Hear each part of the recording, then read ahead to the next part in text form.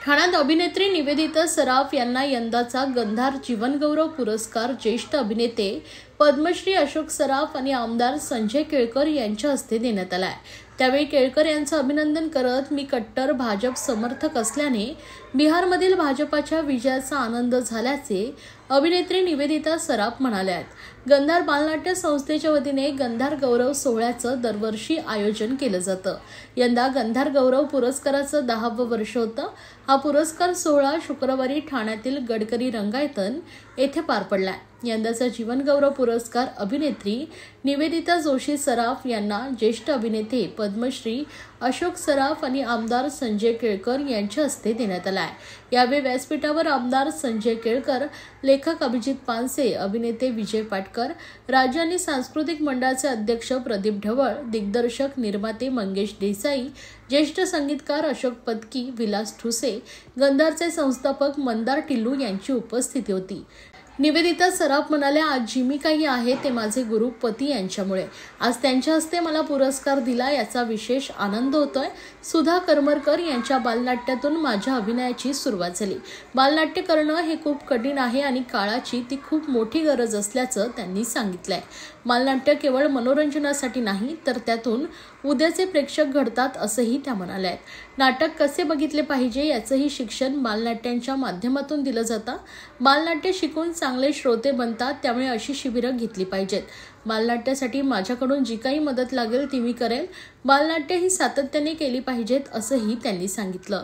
त्याचबरोबर सुधा करमरकर आणि रत्नाकर मतकरी यांनी केलेल्या प्रयत्नांना उजाळा दिला। आज मला माहेरचा पुरस्कार मिळाला असं वाटत असल्याचंही त्यांनी म्हटलंय। सर्व देश भाजपमय झालं पाहिजे।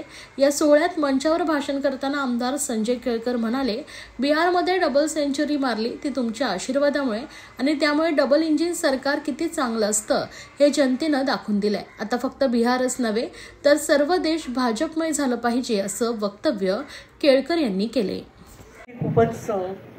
खूपच इमोशनल होता, मन युद्ध करून टाकणार होता। मी खरंच मतदार तुमची खूप खूप आभारी आहे। नुसता पुरस्कार मिळाला असं नाही तर ज्यांच्याकडून मला हा पुरस्कार मिळाला, माझे गुरु, माझे पती, आज मी जी काही आहे ते खरंच फक्त आणि फक्त त्यांच्यामुळे आणि त्यांच्या हस्ते हा पुरस्कार तुम्ही मला दिला। हे जे काही तुम्हाला सुचलं ना त्यासाठीच प्रथम तुमचे खूप खूप आभार। मंचावरती उपस्थित सगळे आमदार संजय केळकर, खूप खूप अभिनंदन बिहारबद्दल। मी जरा थोडी कट्टर बीजेपी असल्यामुळे मला फारच आनंद झाला। बाकी मंगेश देसाई, माझा भाऊ विजय पाटकर, आमचे ऋषितुल्य अशोकजी आणि दुसरे अशोकजी, सर तुम्हालाही नमस्कार करते, तुम्हालाही नमस्कार करते। गंधार आणि मंदार जरा थोडी गफलत होते ना बोलताना, नक्की काय मंदार गंधार कुठलं। खरंच माझ्या आयुष्याची सुरुवात, अभिनयाची सुरुवात बालनाट्यापासून झाली। सुधा करमरकर या माझ्या पहिल्या गुरु आणि सुधा करमरकरांची लिटिल थिएटर बालरंगभूमी अशी जी संस्था होती त्या संस्थेतर्फे अनेक बालनाट्य मी केली। म्हणजे मी माझी सुरुवात खरी प्रोफेशनल नाटकांपासून झाली। अमृतवेल आणि हे बंदरेश माझे या दोन खूप मोठ्या नाटकांपासून झाली। पण खरं ज्याला आपण म्हणू, मला स्टेजवरती काम करायला कोणी शिकवलं किंवा उभं राहायला कोणी शिकवलं तर ते सुद्धा ताई।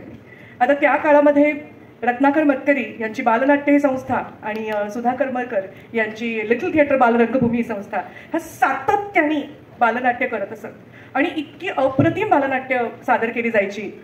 परिकथाही असतील, त्याचबरोबर काही नवीन लिहिलेली बालनाट्य होती। मतकरी काकांची तर खूप बालनाट्य होती, अगदी मला आठवत आहे ते इंद्राचा असर, नारदाची शेंडी, अलबत्या गलबत्या, सुधाताईंची देवाचा देवबाई ठकडा किंवा अलबत्या किंवा अल्लाद्दीन जादूचा दिवा, अनेक नाटकं। इतके अप्रतिम सेट्स असायचे, त्याच्यामध्ये खूप ट्रिक सीन्स असायचे। बरं, बालनाट्य असल्यामुळे तिकीट अतिशय कमी दरात उपलब्ध असायचं। आम्हाला सगळ्यांना त्या मानधन द्यायच्या, उत्तम रीतीने खाण्यापिण्याच्या बाबतीत अतिशय चंगळ असायची आणि तेव्हा असे स्पॉन्सर्स वगैरे नव्हते तेव्हा, आणि प्रॉपर मोठ्या थिएटर्समध्ये सगळ्या ज्या शिवाजी मंदिर असू दे किंवा साहित्य संघ मंदिर असू दे, आमचे दौरे व्हायचे वेगवेगळ्या ठिकाणी महाराष्ट्रभर। ही सगळी व्यावसायिक मोठ सुधाताई किंवा मतकरी काका कसे बांधत होते खरंच मला माहीत नाही।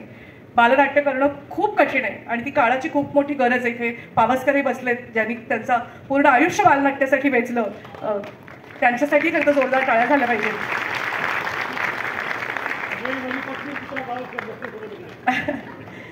कारण बालनाट्य नुसतं मनोरंजन करण्यासाठी नाही आहेत, आपण उद्याचे चांगले प्रेक्षकही निर्माण करतोय. नाटक कसं बघितलं गेलं पाहिजे ह्याचंही एक शिक्षण बालनाट्याच्या निमित्ताने आपण त्या मुलांना देतोय. आणि हे खूप मोठं काम आहे आणि गेली 10 वर्ष तुम्ही ते अविरत करताय. त्यासाठी तुमच्यासाठी एकदा खूप जोरदार टाळ्या झाल्या पाहिजे. हे मी उगाच नाही बोलत आहे, मी त्याचा अनुभव घेतलेला आहे. जेव्हा जेव्हा मी या स्टेजवर नाटक केलेलं तेव्हा तेव्हा मला कसा काय रिस्पॉन्स मिळालेला किंवा कसं माझं कौतुक झालेलं आहे हे मला माहिती आहे आणि मी कधी विसरू शकत नाहीये. अशाच प्रेक्षकांच्या हस्तूंचा सत्कार होतोय ह्याच्यासारखी आणि दुसरी मोठी गोष्ट कुठली येणार. तिने म्हटलं की आपण तिचा प्रवास चालू राहील, चालू राहणारच आहे. ते घरातलं बालनाट्याचं जरा तिने बघावं म्हणजे ठीक आहे, तर मला फार काम पडतो नाही तर मग. पण तरी देखील तुम्ही तिच्यावर नजर ठेवून आहात ही फार चांगली गोष्ट आहे. तिच्यावर अशीच नजर ठेवा. तुमच्या कृपेची आणि तुमच्या पाठिंब्याची तिला गरज आहे. कुठल्याही कलाकाराला असतेच तशी तिला पण आहे. मी तिच्या वतीनं आणि माझ्या वतीनं तुमचे आभार मानतो की या क्षणाला तुम्ही एक सुवर्ण क्षण बनवलंत. त्यामुळे मी जास्ती आनंदात आहे. गंधार ते गंधार चांगलं नाव आहे, नावातच रिदम आहे. तोंडाची बोबडी वळण्याची शक्यता आहे थोडीशी, पण बरं आहे, छान आहे. यांनी दशक पूर्ण जो इकडे सोहळा केलाय त्याला माझ्या मनापासून शुभेच्छा. कायम तशाच राहतील आणि तुम्ही अशीच वाटचाल करा, असेच पुढे चालत राहा. तुम्ही याच्यापेक्षा मोठं काहीतरी कराल अशी मला खात्री आहे. मी तुम्हाला परत एकदा सगळ्यांना अभिनंदन करतो सगळ्यांचं. परत एकदा मी तुम्हाला विनंती करीन की आम्ही आहोत, तुम्हीही आमच्या पाठी राहा.